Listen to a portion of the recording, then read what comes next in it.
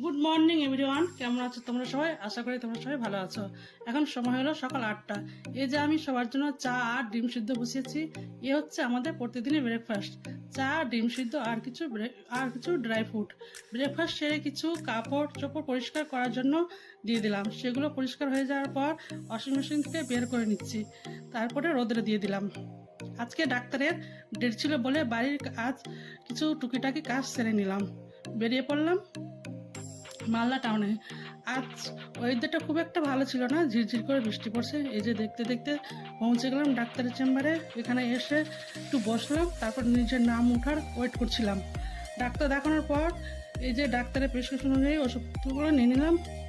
তারপর একটু টিফিন করার জন্য গেলাম। টিফিনে ছিল ধোসা আর প্যাটিস। খাওয়া দাওয়া সেরে চলে গেলাম পার্লারে আমার মেয়ের রিয়ার হেয়ার কাট করার জন্য।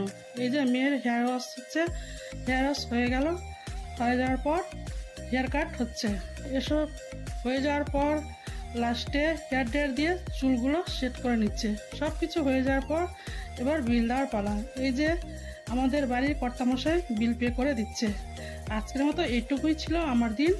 আবার তোমাদের সঙ্গে দেখা হবে নতুন কোনো দিনে, নতুন কোনো ভিডিওর সঙ্গে।